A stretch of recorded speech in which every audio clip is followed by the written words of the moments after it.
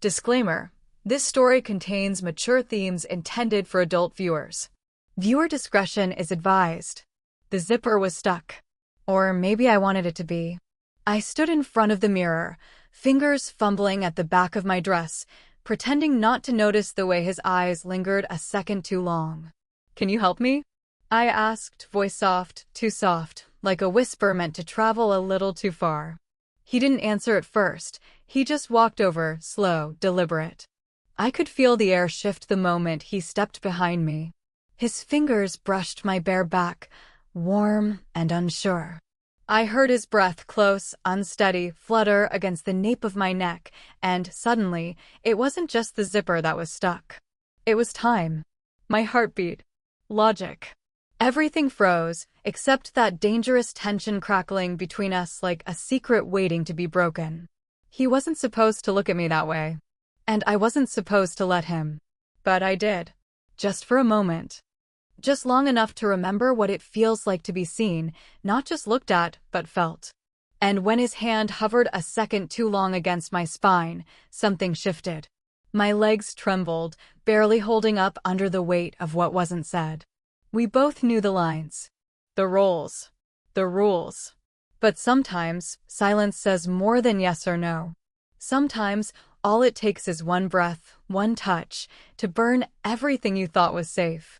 He pulled the zipper slowly, too slowly, and I felt the heat of his gaze in the mirror, eyes meeting mine for the briefest, most dangerous second. That's when I knew something had already changed. And just like that, he stepped back.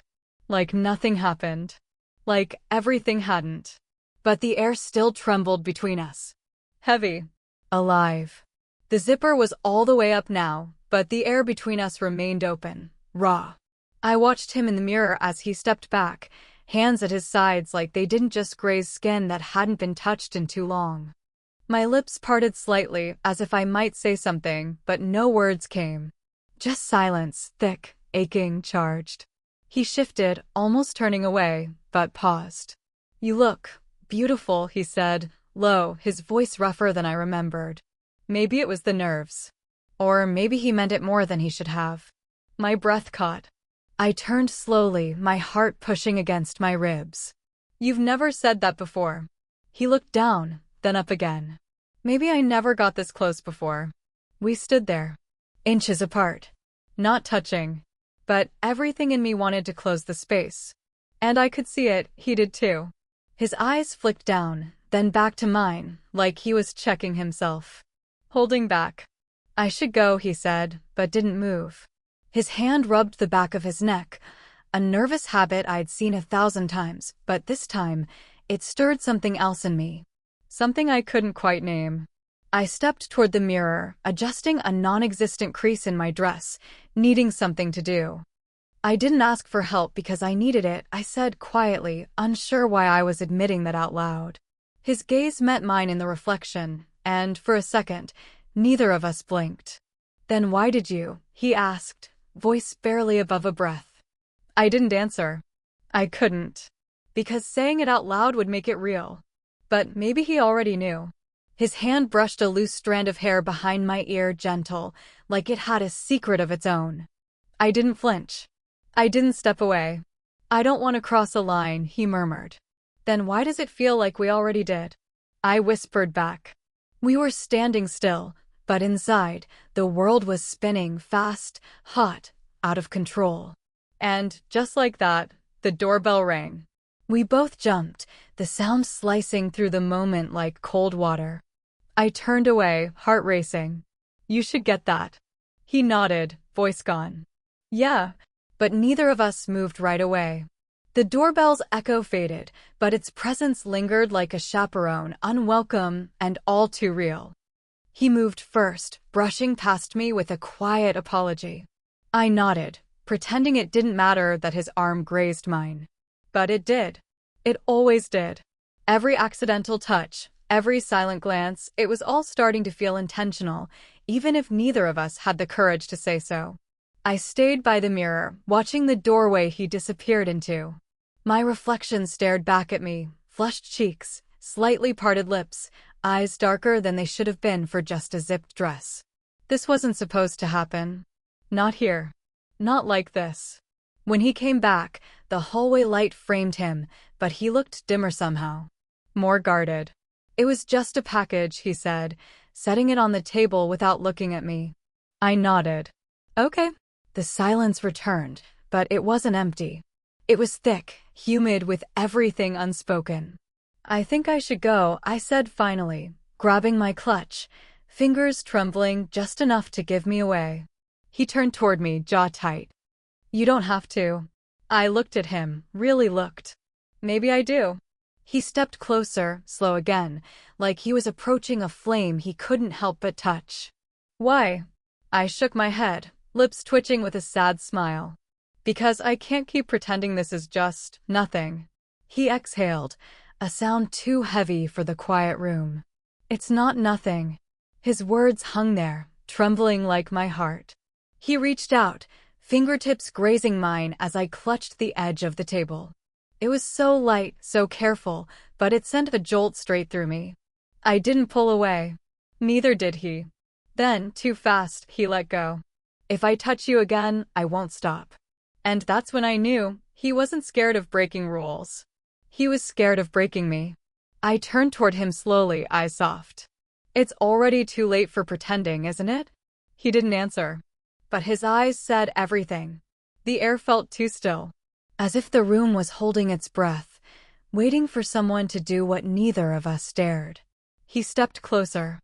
Just enough for me to feel the warmth of his body without him touching me. My skin tingled. My throat tightened. I couldn't move, I didn't want to. It was unbearable, this nearness. And yet I needed it like oxygen. His voice broke the silence, but barely. Do you ever wish things were different? It hit me somewhere deep, lower than my stomach, heavier than my chest. I nodded slowly. More than I should. His eyes searched mine, not for answers, but for courage. Because sometimes I look at you and I forget everything else. I inhaled sharply. That wasn't just a slip of truth. That was a wound left wide open. I've tried to ignore it, I whispered, not trusting my own voice. Tried to pretend it's nothing. But every time you're near me, it's like the world falls away. He blinked, and for the first time, he looked scared. Not of me. Not of us. But of how much he wanted this me. He reached out, slowly, so slowly, and brushed his fingers against my cheek. Not a full touch. Just the back of his knuckles, trembling slightly. The kind of touch that doesn't belong to a body, it belongs to a heartbeat. My eyes closed for half a second. His breath ghosted against my lips. I could feel the moment stretch, expand, blur at the edges. Like time itself bent toward us. We shouldn't, he said, the words barely holding themselves together. I know, I breathed. But neither of us stepped back. We didn't kiss. But it felt like we did. Our mouths hovered, haunted by the thought of what could happen next. And just when I thought he might say something else, something that would change everything forever, he closed his eyes. And stepped away. No goodbye. No apology. Just space. And silence. But the heat? It stayed. The rain started just after midnight. Soft at first, like a whisper against the windows, barely noticeable until it filled the room with its hush. Everything else faded. The world outside blurred into water and shadow, and inside, it was just us. He stood in the doorway, soaked from the walk up the drive. No umbrella. No coat. Just soaked hair, heaving breath, and eyes that carried a storm fiercer than the one outside. I couldn't stay away, he said, voice low, like a secret begging not to be kept anymore. I didn't answer. I didn't have to. I reached for his hand, and he let me pull him in. His fingers were cold, trembling slightly. But when I pressed my palm to his, the air changed. Grew heavier. Hungrier. We moved in silence, not toward a destination, but toward a surrender. The living room glowed with the warm spill of a single lamp, casting everything in gold and shadow. His shirt clung to him, rain-soaked and second skin. I helped him out of it slowly, gently, like I was peeling away all the reasons we'd held back for too long. His hands found my waist, tentative at first, then certain. He traced the fabric of my dress like it was something sacred, his touch reverent, not rushed. And when his forehead rested against mine, our breath became one. No words. Just warmth. Just heat. His lips brushed mine, not a kiss, not yet, just the question of one. My hand curled into the back of his neck, pulling him closer, until that question turned into an answer neither of us could stop. Her breath melted into his. His fingers trembled against the curve of her spine. Our bodies whispered everything we hadn't dared say out loud. Regret, longing, love, and that edge of madness ache that had lived in silence for far too long. We sank into the couch, limbs tangled, hearts too loud. The storm outside matched the one inside us. Every drop of rain tapping the glass like a beat we couldn't ignore. He held my face in his hands like I was something fragile. I wasn't. Not tonight. Tonight, I was flame. And he didn't flinch from the burn. The night stretched around us, soft, slow, endless. And when it was over, we didn't move. Because nothing needed fixing. Nothing needed hiding. Only the silence. Only the warmth. Only us. The rain had stopped, but the silence hadn't. Morning light spilled in soft and pale, stretching across the wooden floor like a secret creeping out from the corners. The room was still, too still. I sat on the edge of the couch, legs tucked under me, wrapped in the throw that still smelled like him. My dress lay folded on the armrest, a silent witness to everything we couldn't take back. He stood by the window, shirtless, his back to me, watching the clouds break. Watching something else too, something far away, something inside. No one spoke. The air wasn't heavy. Not exactly. But it had changed. I stared at his silhouette, the way his shoulder moved when he breathed. It should have been enough. Last night should have quieted the ache. But instead, it stirred something deeper. Do you regret it? I asked finally, my voice rough from sleep or emotion, I couldn't tell. He turned slowly, his face unreadable. No, but he didn't smile. He crossed the room and sat across from me, elbows on his knees. We were close, but not touching. We hadn't touched since we woke up. I just don't know what happens now, he added. Neither did I. Was it love? Was it a moment? Was it both?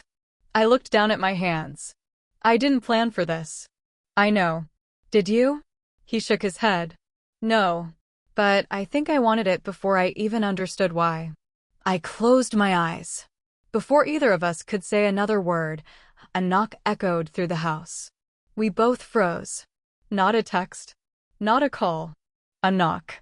Real. Loud. Urgent. He stood up too fast, grabbing his shirt, slipping it over his head with trembling fingers. I stayed frozen, heart thudding so hard it made my ears ring. Who is that? I whispered. He didn't answer. He moved to the door, hesitated, then opened it. A woman stood there. Young. Familiar. Her eyes darted past him, then landed on me. She blinked. Her jaw tightened. And, just like that, the air snapped again. Am I interrupting something? She asked coldly. I didn't know her name. But I knew that look. And suddenly, everything last night had meant something even more dangerous. She didn't say much after that, just stood in the doorway with her arms crossed and eyes that cut like glass. He spoke to her in hushed tones near the hallway, words I couldn't hear, only feel through the rise and fall of his shoulders. Whatever she was to him, whoever she had been, she was part of a world that still belonged to him. I didn't interrupt. I just sat there, fingers tracing the seam of the blanket, watching the morning light crawl up the walls. When he came back, his eyes were softer, but not lighter. She's no one, he said. A pause. She was, before you. I nodded, but the ache didn't leave.